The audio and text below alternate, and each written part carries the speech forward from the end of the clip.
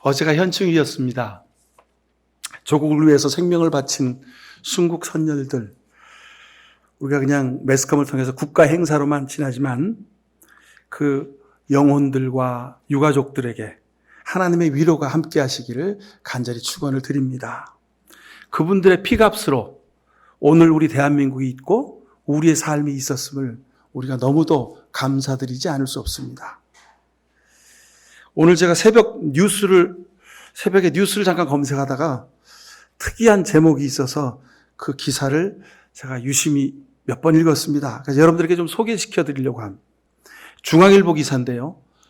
기자가 아주 열심히더만요. 오늘 새벽 5시에 기사를 올렸어요. 종교 담당 백성호 기자라는 사람인데 제목이 예배 드려도 망하고 안 드려도 망한다.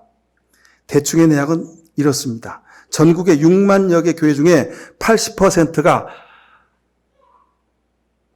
50명 미만의 교회인데 약 48만 개다.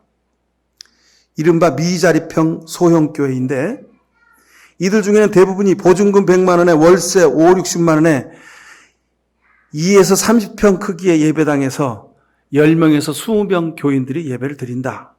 대부분 지하이거나 3층, 4층 예배당인 경우가 많다.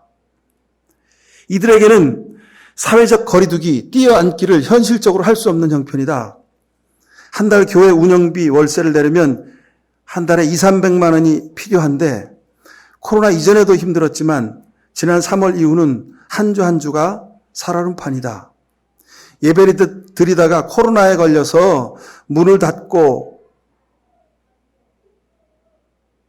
교회가 주저앉을 판이다. 또 예배를 드리지 않으면 재정난에 문을 닫아야 하는 형편이기도 하다. 그러니 예배를 드려도 망하고 안 드려도 망하는 것이 이들 교회들의 현실이다. 사람들은 손가락질한다. 개척교회가 이렇게 저렇게 거리두기도 안 하고 이렇게 저렇게 방역수칙도 지키지 않는다고 말하지만 이들의 형편에는 지키고 싶어도 할 수 없는 게 현실이다. 코로나로 개척교회들은 생사의 기로에 서 있다. 기사가 쭉 깁니다만 제가 요약해서 말씀드렸습니다. 이 기사를 읽고 탄식처럼 기도가 절로 튀어나왔습니다. 하나님, 이들을 불쌍히 여기시고 지켜주옵소서. 우리 교회도 그런 과정을 거쳐왔습니다. 우리 교회도 이런 조건에 자유롭지 못합니다. 우리가 지금 예배드리고 있는데 구청 직원이 와서 왜 이 교회는 한 가씩 띄어서 예배드리지 않습니까? 여러분, 우리가 예배당 우리 교회 좌석을 지금 한 가씩 띄어서 예배드리면 우리가 다 앉을 수가 없습니다. 그죠? 작은 교회죠. 근데 우리보다 더 작은 개척교회가 많다는 거예요. 그런 교회가 48만 개가 된다는 거예요. 우리 교회 4분의 1 크기인데 거기서 1m, 2m씩 거리 두고 예배당 장의자 한 칸씩 띄어 앉으면 앉을 수가 없는 사람들이. 우리는 그냥 막무가내로 우리가 비난하고 손가락질합니다만 그들의 삶의 현실은 또 그렇게 치열하게 아픈 부분이 있는 것을 여러분 작은 교회인 우리가 그들을 이해하고 그들을 위해서 기도해야 할 줄로 믿습니다. 그럼 어쩌면 수천 명, 수만 명이 모이는 대형교회, 목회자들이 수십 명이 있고 성가대가 200명, 300명이 앉아서 찬양 드리고 그런 큰 교회들은요, 어쩌면 하나님이 계시지 않아도 아마 교회가 잘 굴러갈 겁니다. 그런데 10명, 20명이 앉아서 예배드리는 그 작은 교회는 정말로 하나님이 돕지 않으면 그 교회 목사님, 그 교회 목사님의 가정, 그 교인들은 신앙생활도 가정생활도 이어갈 수가 없는 형편입니다. 여러분, 예수 믿는 우리가 그들을 위해서 기도하지 않으면 누가 기도하겠습니까? 여러분, 지난 주간에도 개척교회에서 목회자들이 몇 명들이 모여가지고 열심히 무슨 치유 부흥 사경회를 하느라고 그냥 30명, 40명, 50명, 60명 막 이렇게 확진자가 나와서 난리가 났습니다. 다시 교회가 비난의 손가락질 받습니다. 근데 여러분, 물론 방역수칙 못 지키고 뛰어앉기도 못하고 했던 그런 잘못된 부분이 있습니다만 그 속에 있는 속사정을 우리가 좀 깊이 헤아릴 필요도 있다는 말씀을 제가 여러분들에게 드립니다.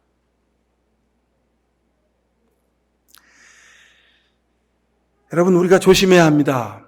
교회에 와서 우리가 예배 드릴 때 손도 씻고 발열 체크도 하고 거리 두기도 하고 여러 가지 많은 조심을 합니다만 더 중요한 것은 여러분, 교회를 나가서 이제 월요일부터 토요일까지 세상에서 주중에 여러분 생활하실 때 더 주의하셔야 합니다.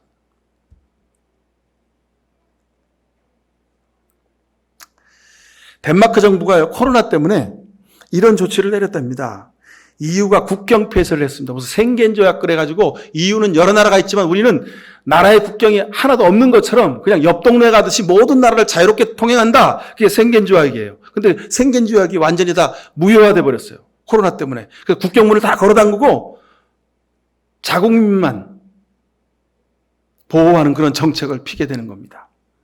그러다 보니까 서로 이웃 나라를 오가면서 젊은이들이 사랑을 나누고 또 사귀고 하는 이런 연인 관계가 많이 있었는데 국경 폐쇄를 해서 이웃 나라를 오가지 못하니까 이들이 생이별을 했어요. 지난 3월, 4월, 5월, 지금 6월인데 한 4개월 동안 서로 만나지 못하는 게 전화만 하는 거예요. 그래가지고 덴마크 당국이 이들의 마음을 헤아려서 자, 여러분, 연인을 만나고 싶죠? 만나시고 싶으시거든 최근 6개월 내에 연애 편지나 문자 메시지를 증빙서류로 제출해서 당국에 내십시오. 그러면 그것이 확인되면 그런 분에 한해서는 옆에 나라에 있는 연인이 우리나라에 들어와서 서로 만나서 데이트도 하고 서로 좋은 시간을 보낼 수 있도록 허가해드리겠습니다. 뭐 이런 정책을 발표했다는 겁니다. 사랑은 매출이나 거래 내역으로 증명되지 않으니까 하여간 사랑의 관계를 증명해 내라는 거죠. 그러면 우리나라에 들어올 수 있게 해주겠다고? 참 그 희한한 풍경이 벌어졌습니다. 근데 참 좋은 나라, 좋은 관료들인 것 같아요. 그죠? 국민들의 그 연인 관계까지 신경 써주고 책임져 주니까 얼마나 감사한 일입니까? 사랑을 증명하라는 거죠. 근데 여러분 실은 가만히 생각해 보면요. 세상에서 귀하고 아름다운 것은 증명해 낼 수 없는 것들이 많이 있습니다. 우리 어머니의 사랑, 우리 부모님이 나를 사랑으로 길러주신 그 사랑, 형제지간의 사랑, 부부간의 사랑, 이건 여러분 어떻게 뭐 증명할 길이 별로 없습니다. 그리고 누가 증명하라고 하지도 않고 증명해 주지 않아도 우리는 압니다. 마음으로 느껴서 아는 거죠. 논리적으로 증명이 어려운 경우라도 또는 전 논리가 없어서 기승전결이 꼭 들어맞지 않더라도 알 수 있고 깨달을 수 있고 그것 때문에 우리 인생이 유지되고 있다고 해도 과언이 아닌 것들이 많다는 말씀입니다. 대표적인 것이 하나님의 사랑이고 예수님의 십자가입니다. 이건 기승전결로 논리적으로 설명할 수가 없습니다. 제가 가끔 설교를 준비하다 보면 그런 생각을 많이 합니다. 성경 말씀은 우리 믿음은 원천적으로 본래적으로 논리적으로 설명하는 게 아닙니다. 근데 이게 목사가 되어서 그것을 논리적으로 여러분들한테 설명을 해야 되는 게 이게 쉬운 일이 아닙니다. 때로는 여러분 우리 목사님 오늘은 어디 강 건너 불고금 갔다 오셨나 이렇게 논리가 붕붕 뛰고 무슨 말씀하시는 거지? 혹시 비논리적일 때가 있더라도 여러분 양해하시기 바랍니다. 오늘도 하나님의 사랑으로 우리가 이렇게 예배를 드리는 겁니다. 따지고 보면요. 우리가 이 좋은 날, 쉬는 날, 이 빨간 날 우리가 여기 와서 특별히 하루의 가운데를 뚝 잘라서 여러분 우리가 그렇게 예배 드릴 수 있는 사람입니까? 좋은 데 놀러 가야 하고 쉬어야 하고 좀 더 효과적이고 생산적인 일을 해야 되지 않겠습니까? 그죠? 우린 그렇게 선한 사람이 아닙니다. 우리는 그렇게 희생적인 거나 헌신적인 존재들이 아니었습니다. 근데 우리가 이 자리에 나와서 예배드리고 있다는 사실, 여러분 이것 하나만으로도 기적 중에 기적이요 은혜 중에 은혜가 아니고 무엇이겠습니까? 그리고 또 빼놓으면 섭섭한 것이 있습니다. 바로 저는 여러분들이 하나님을 사랑하는 그 마음을 보고 참으로 감사드리지 않을 수 없습니다. 이건 증명할 수가 없죠. 근데 제 마음에 느껴지는 걸요. 여러분들 정성스러운 마음으로 살려고 애쓰고 기도하고 섬기는 그 모습 속에 예수님을 사랑하는 마음이 가득한 것이 보입니다. 느껴집니다. 이건 성령님의 은혜가 아니고선 그렇게 살 수가 없는 겁니다. 기도하게 하시고 찬송하게 하셨습니다. 다른 사람들처럼 자기 욕심대로 살아도 부족한 삶에도 불구하고 말씀 묵상하고 기도하고 열심으로 믿음의 삶을 살려고 노력하는 여러분의 모습들이 제 눈에 이렇게 보입니다. 여러분의 이런 모습만 보아도 성령님이 살아계심이, 하나님이 역사하심이 보인다는 말씀입니다. 다른 목사들처럼 살지 않고 제가 좀 특이하게 살죠. 교회 목회도 하고 제가 돈을 버는 일도 합니다. 그러니 제가 돈을 벌어보니까요, 아까워서 쓸 수가 없습니다. 단돈 1,000원짜리 한 장도요, 야, 이 1,000원짜리 한 장이 얼마나 소중한지를 아주 뼈저리게 느낄 때가 많습니다. 식당 가서 밥 한 그릇에 7,000~8,000원 넘으면요, 사 먹기가 좀 부담스럽습니다. 얼굴에 침 받고 온갖 수모를 당하면서 번 돈인데, 아유, 그냥 좀 싼 거 먹지. 그리고 다시 한번 생각을 하게 되죠. 그렇기 때문에 제 마음속에 그런 생각이 있습니다. 우리 교인들이 얼마나 고생하면서 세상에서 수고하면서 번 돈인데 그 돈으로 헌금을 드리는데, 여러분이 드리는 헌금이요, 예사 헌금이 아님을 다시 한번 깨달아 알게 됩니다. 아마도 목사 중에서 이런 경험을 직접 하면서 목회하는 목사도 별로 없을 겁니다.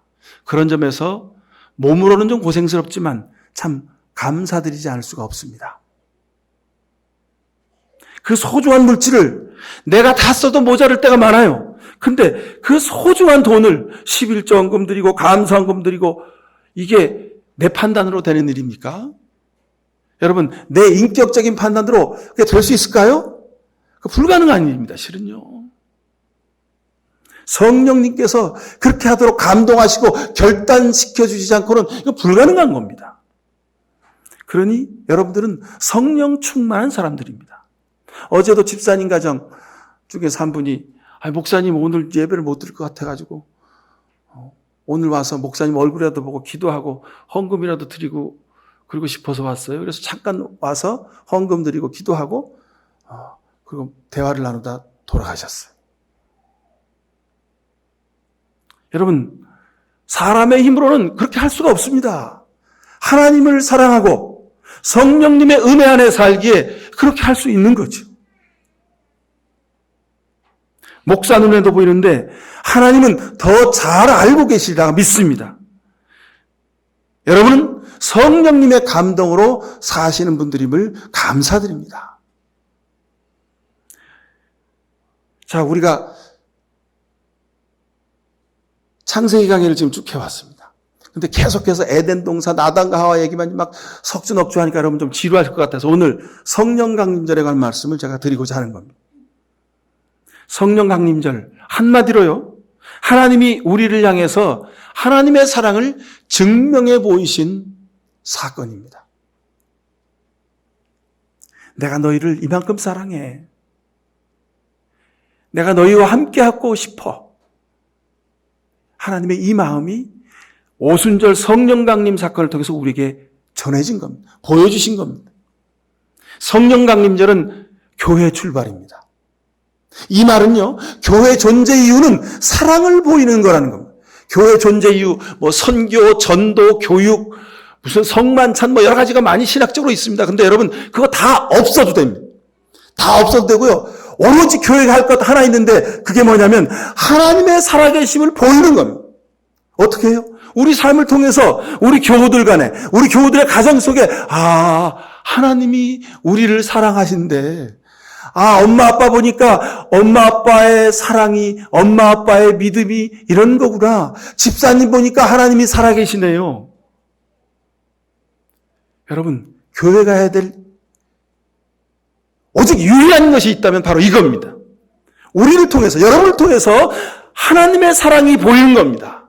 그게 교회의 존재 이유고 교회의 사명입니다.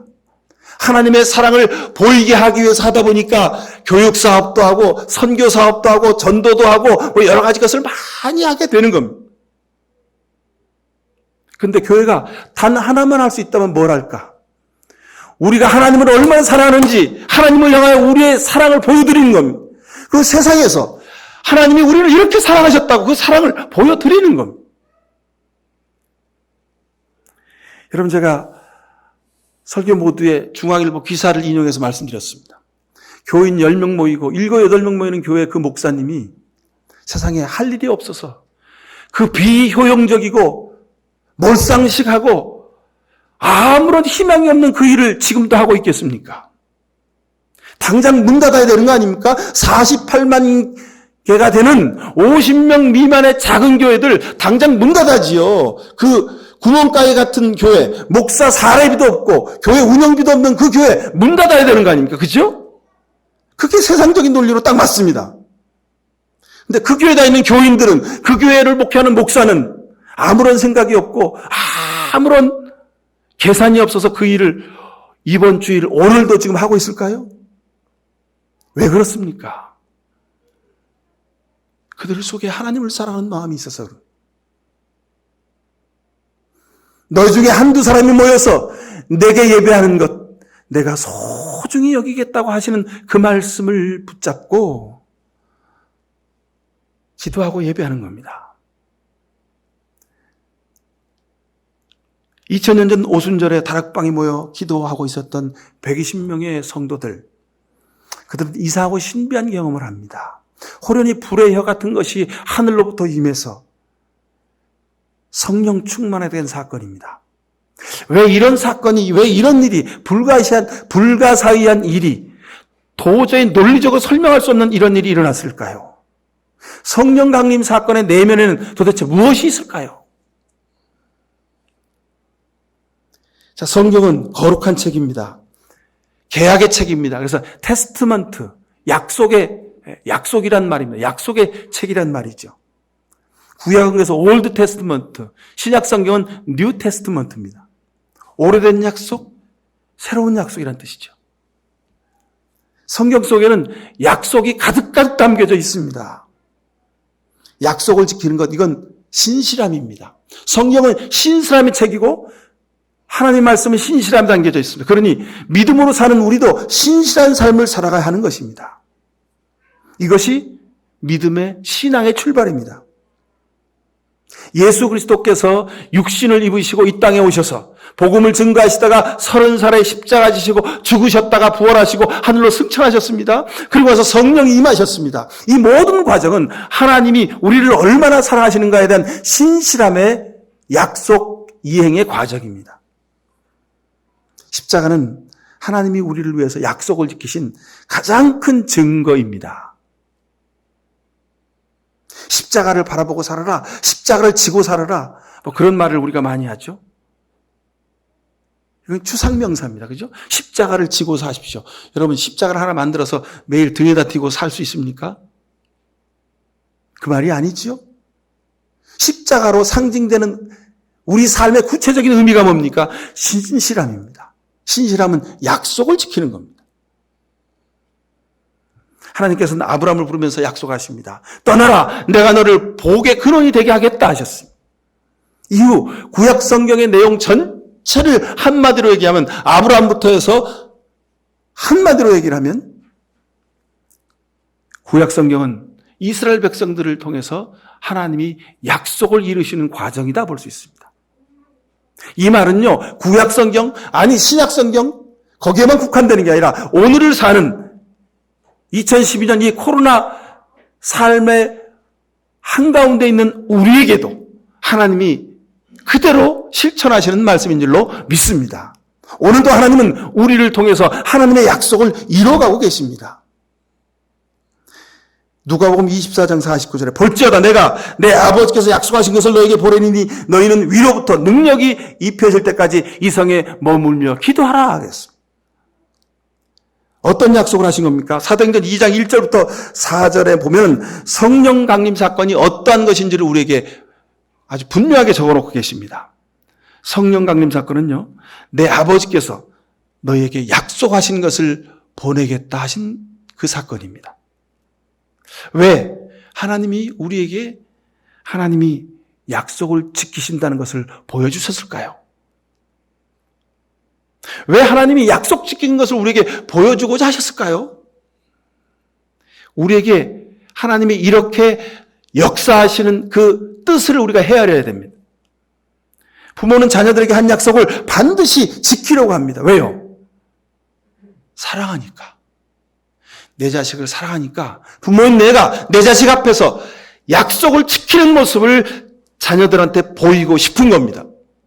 사랑하니까. 내 자식도 약속을 지키는 사람으로 성장하기로 마음으로 간절히 원하니까.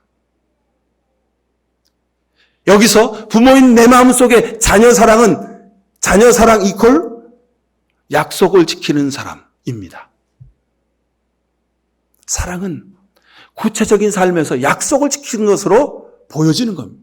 삶의 열매로 보여지는 겁니다. 부모와 자식 간에, 부부 간에, 형제지 간에, 교우들 간에 약속을 지키는 것. 여러분, 이것이 우리 믿음의 핵심입니다. 성령님이 임하셔서 이루시길 원하는 것도 이와 같습니다. 우리 교회, 그리고 사회, 우리의 신앙, 우리 성도들의 관계 속에서, 우리 세상 삶의 구석구석에서 하나님이 우리에게 성령을 보내셔서 이루기를 원하시는 것의 핵심이 뭐냐면 약속을 지켜라. 약속을 지켜라. 사람 간의 약속 지키지 못하면 보이지 않는 하나님과의 약속도 지키지 못한다.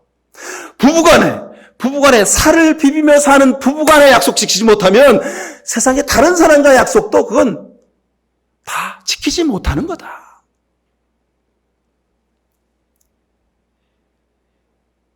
하나님이 성령님을 우리에게 보내셔서 이 말씀을 하고 계시는 겁니다, 여러분.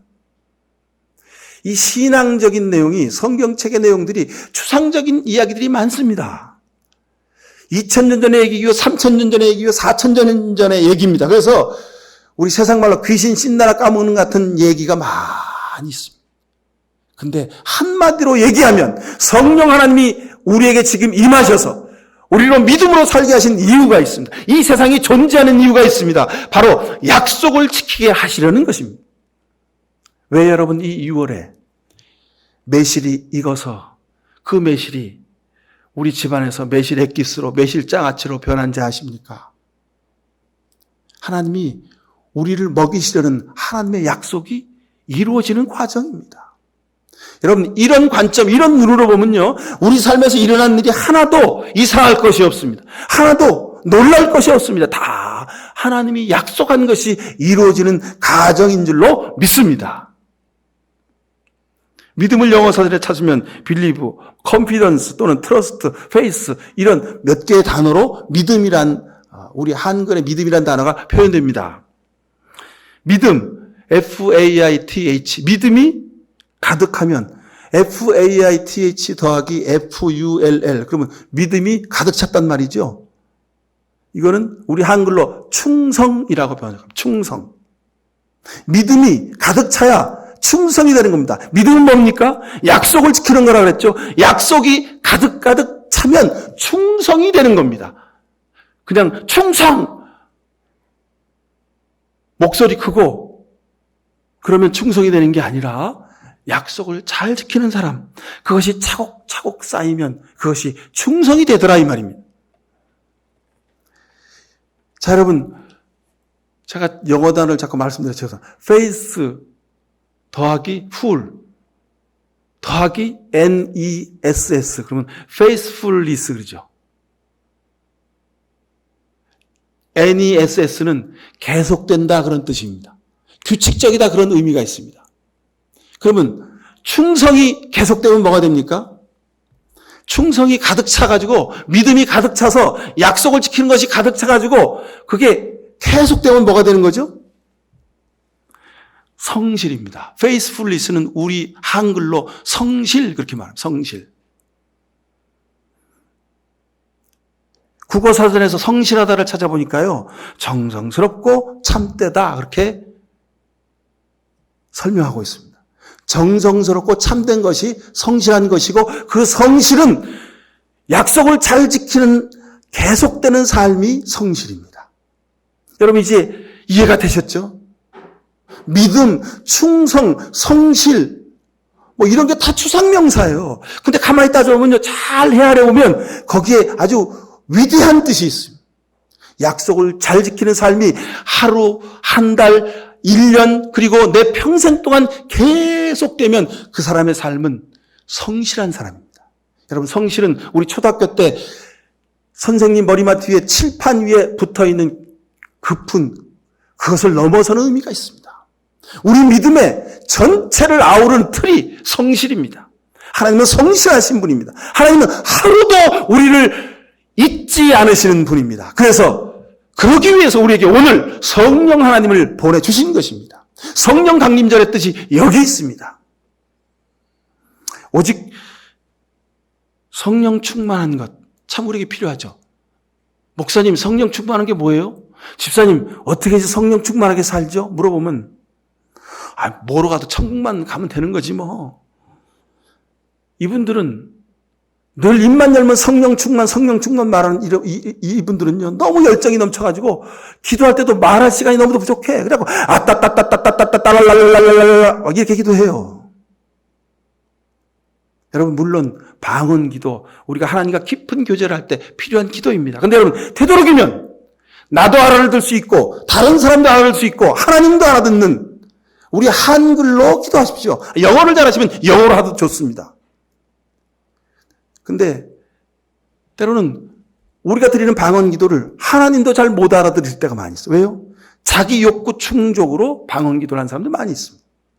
그게 성령 충만의 증거라고 어디서는 교회에서 맨날 방언하는 훈련을 시키더만요. 그 교회는 방언 기도 안 하면 교인 축에도 못 기는 교회가 있어요.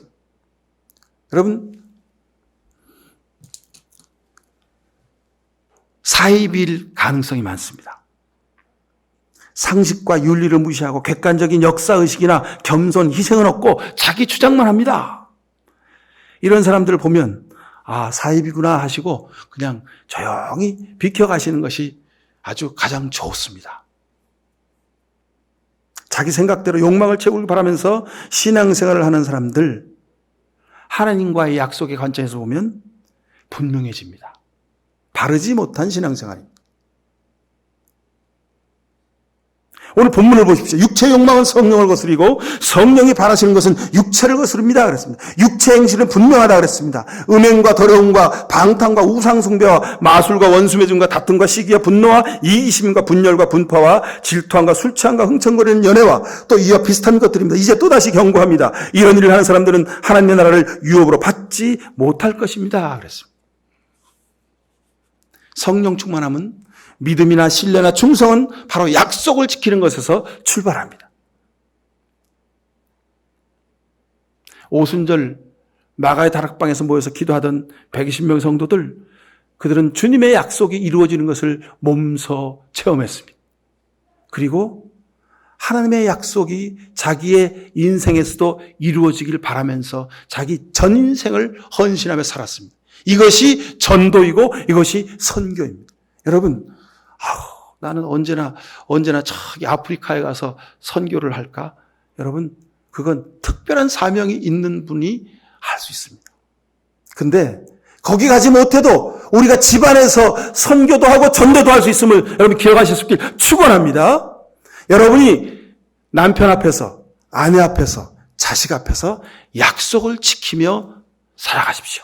신실하게 살아가십시오. 그러면 그 믿음을 보고 자란 그 자식이 아프리카가 아니라 세상 땅끝까지 가서도 복음을 전하는 위대한 믿음의 전도자가 될 줄로 믿습니다. 그리스도인이란 소망을 갖고 사는 사람들을 말합니다. 바로 여러분들입니다. 여러분, 어떤 소망이 있습니까? 이 소망은 약속을 지키는 삶을 살아온 이들에게 하나님이 주시는 특별한 은총입니다. 기다림이 있는 사람에게는 소망이 있습니다. 성령 하나님이 내게 임하셔서 나를 찬송하고 기도하고 믿음으로 살게 하셨으니 이제 이후로 예수님이 재림하실 그때 내가 주님 보좌 곁에 서서 흰옷 입고 찬양하며 주님의 오심을 맞이하리라는 이런 소망을 갖고 사는 겁니다. 그러니 그런 소망 가지고 있는 사람들은 세상에서 좀 부족해도 모자라도 연약해도 내가 좀 세상에서 무시함을 당하더라도 우리는 견디고 이겨낼 수 있는 것입니다. 오늘 말씀은 우리에게 이것을 강조하시는 겁니다. 성령 충만의 최고의 은사는 약속을 지키는 겁니다. 약속을 지키는 겁니다.